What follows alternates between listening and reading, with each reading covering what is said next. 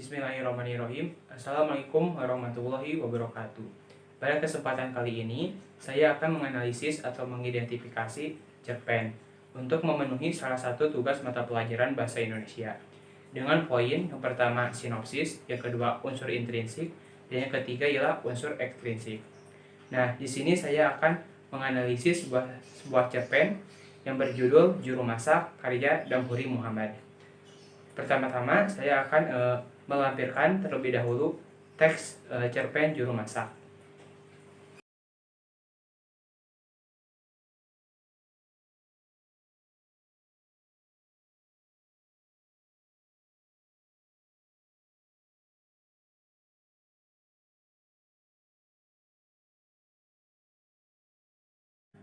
Selanjutnya, sebelum menganalisis unsur intrinsik dan ekstrinsik, saya akan memberikan sinopsisnya terlebih dahulu.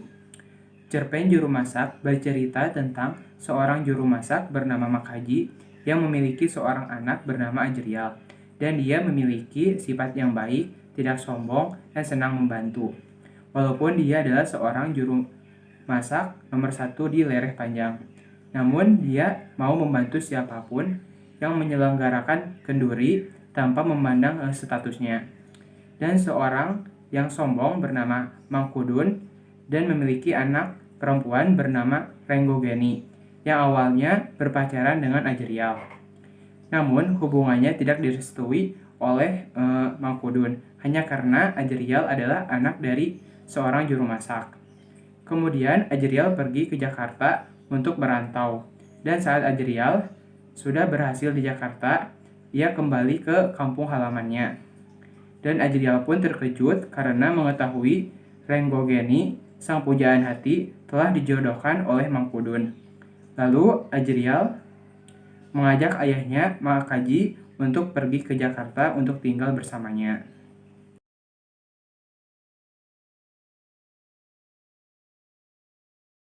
Sekarang menganalisis unsur intrinsik dan ekstrinsik.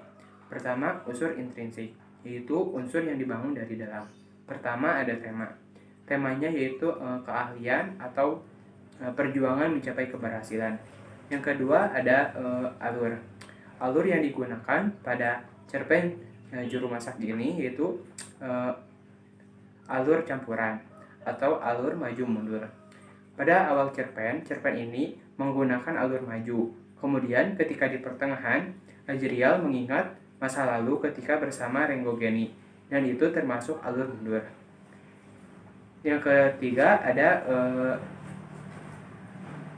latar. Dibagi menjadi 3, ada latar waktu, tempat, dan suasana. Latar waktu yang pertama beberapa tahun lalu, hari pertama perhelatan. Yang kedua, ketika keluarga mempelai pria tiba. Yang ketiga, ketika kini. Yang keempat, sejak dulu. Yang kelima, sejak ibunya meninggal. Yang keenam, setelah itu. Dan yang terakhir, ketujuh, 2 hari sebelum keduri berlangsung. Sekarang latar tempat, yaitu di Lereh Panjang, rumah Makaji, Jakarta, dan rumah makan di Jakarta. Lalu latar suasana. Di sini saya akan ditandai dengan keterangannya. Yang pertama ada kecewa, yaitu ditandai dengan keluarga mempelai pria merasa dibohongi oleh keluarga wanita. Yang kedua bingung, yaitu ditandai dengan aneka hidangan yang tersaji ternyata bukan masakan Makaji. Yang ketiga yaitu kesal, yang ditandai dengan kalau besok gula nangka masih sehambar hari ini, keduri tak usah dilanjutkan. Yang keempat yaitu sedih, ditandai dengan berat hati Ajrial melupakan Renggogeni. Yang terakhir kelima yaitu bangga, ditandai dengan berkat kegigihan dan kerja keras selama bertahun-tahun, Ajrial kini jadi juragan. Yang keempat, tokoh atau penokohan. Yang pertama ada Makaji, wataknya baik hati, ditandai dengan kutipan, tak pernah keberatan membantu keluarga. Lalu pekerja keras, ditandai dengan kutipan, tangannya tetap gesit meracik bumbu. Lalu bertanggung jawab, ditandai dengan kutipan, belum akan ayah pikul beban ini. Dan watak yang terakhir yaitu tidak sombong. Yang kedua ada Ajrial. Wataknya yaitu baik, jujur, dan ulet. Ulet ini ditandai dengan kutipan merantau ke negeri orang untuk memendam lukanya dan kemiskinan. Yang ketiga ada Mangkudun, yaitu wataknya sombong, ditandai dengan kutipan bahkan bila ia jadi kepala desa pun tak sudi saya punya menantu anak masak. Lalu keras kepala, ditandai dengan kutipan apa kau bilang jodoh, saya tidak rela kau berjodoh dengan Ajrial. Yang keempat ada Renggogeni, wataknya yaitu baik hati, ditandai dengan kutipan apa dia salah kalau ayahnya masak.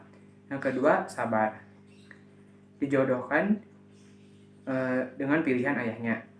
Yang ketiga wataknya yaitu pandai, ditandai dengan kutipan Renggogeni hampir tamat dari akademi perawat di kota. Terus tokoh yang terakhir ada Sultan Basabutuah, yaitu wataknya angkuh, ditandai dengan kutipan kalau besok bulan angka masih sambar ini, keduri tak usah dilanjutkan. Nah, yang kelima sudut pandang. Sudut pandang cerita pendek juru masak ini yaitu sudut pandang orang ketiga serba tahu, karena penulis tidak menceritakan tentang dirinya sendiri, tetapi menceritakan tentang kisah orang lain. Yang keenam yaitu gaya bahasa.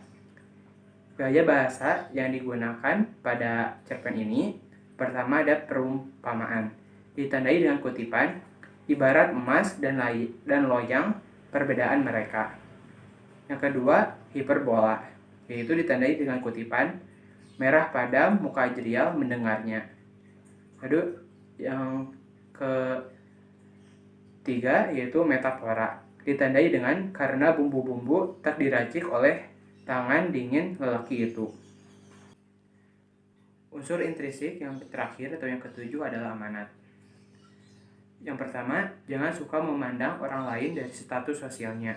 Yang kedua, kunci kesuksesan yaitu adanya usaha, kerja keras, dan kegigihan. Yang ketiga, jangan memaksakan sesuatu yang tak dikehendaki, karena akan berakibat buruk ke depannya. Yang kedua, lalu yaitu unsur ekstrinsik. Yang pertama ada nilai kehidupan. Pertama, nilai moral, yaitu baik dan buruk. Baik yaitu ditandai dengan kutipan, Makaji tak pernah keberatan membantu keluarga mana saja. Yang buruknya ditandai dengan kutipan, apa kau bilang jodoh, saya tidak rela. Lalu ada nilai sosial, yaitu ditandai dengan Makaji tak pernah keberatan membantu keluarga. Nah, nilai sosial itu sama dengan halnya nilai moral, yaitu baik dan buruk perilaku. Ketiga ada nilai budaya, yaitu ditandai dengan kutipan para tetua kampung menyiapkan pertunjukan pencak guna menyambut kedatangan pria. Lalu dengan kutipan 2 kali meriam ditembakkan ke langit pertanda dimulainya perhelatan agung. Nah, selain nilai kehidupan, lalu ada latar belakang. Yang pertama latar belakang masyarakat, bahwa keadaan masyarakat dalam cerita tersebut adalah masih tradisional, yang masih mengandalkan juru masak tradisional yang terkenal enak masakannya. Lalu ada latar belakang pengarang. Nah, sangat jelas ya, di mana pengarang berasal dari daerah Sumatera bukan daerah Jawa. Mungkin sekian dari menganalisis cerpen juru masak yang bisa saya berikan. Mohon maaf apabila ada kesalahan. Tutup saja dengan wassalamualaikum warahmatullahi wabarakatuh.